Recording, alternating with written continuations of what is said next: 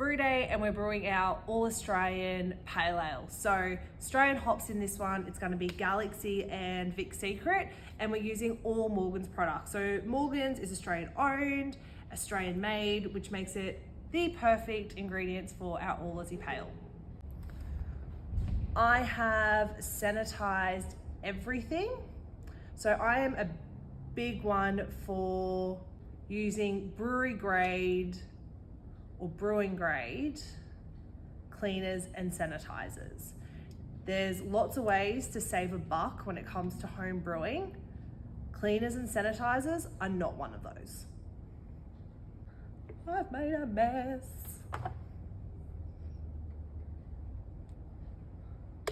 So everything that is going to touch my beer, the fermenter, the works, has been sanitized with the Stellar Sands. I just make it up in a spray bottle. It's super economical. It's 1.5 mils to every litre of water, which means you are going to get over 300 litres of sanitizer out of this one bottle, and it works out to be like not even 5 cents a litre. So honestly, to guarantee that you're not gonna have any nasties or bacteria or wild yeast in your beer, it is worth every cent.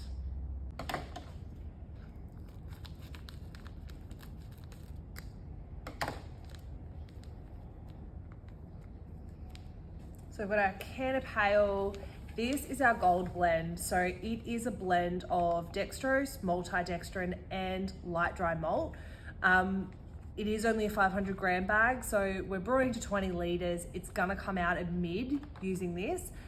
You're more than welcome to add a kilo or even more, but for us, we're just brewing a mid, so it's just the gold blend. So I'm not sure if you can see it. At the moment, it's sitting at about 28.30. Here in Queensland, the temp is forecasted to be about 28, 29 degrees over the next few days. So we won't be in here and it's too warm for a standard ale yeast. So we're back using the Kveik, which will optimally brew between 30 and 40, but it'll brew between 20 and 40. So it's a really versatile yeast. It will impart mild citrus flavor, which will work fantastic with the hops that we're using. Now, my suggestion would be if you're going to use an ale yeast instead of Kveik, don't start your brew this warm. So she's all filled up to 20 litres. I've mixed it all in. Now the hydrometer read.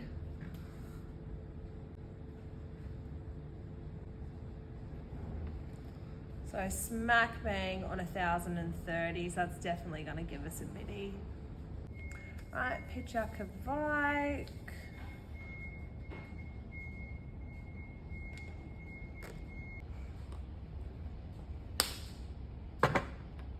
So she's sitting at 35 degrees-ish. That is the perfect temp for Kveik.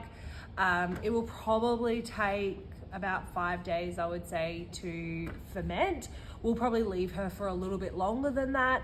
2 days out from kegging is when we'll add our dry hops. So they're little tea bags, no steeping, we'll just throw them in. Now this recipe is super versatile. So if you want to up your ABV to be a heavy or even higher than that, you can certainly add more fermentables. And if you really want a hop forward pale ale, then instead of using things like the finishing hops, go for 50 grams of each. So 2 main takeaways if you are new to brewing. First of all, always use good quality sanitizers and cleaners. If you've just started and bought a Morgan starter kit, you'll find this guy in there. The one we used today was the Stellar Sands. Both are very effective, very economical, and well worth using so that you don't have any wild yeast or bacteria come into your beer. Number 2, use a yeast that you can brew within the temperature range. So today we used Kveik because we aren't temp controlling here and we're going to have a few hot days. Ale yeasts are generally going to max out at about 24, 25.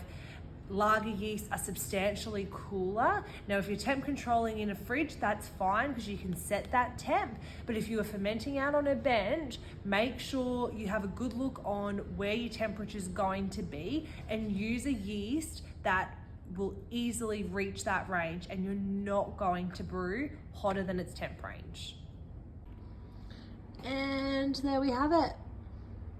Happy brewing, guys.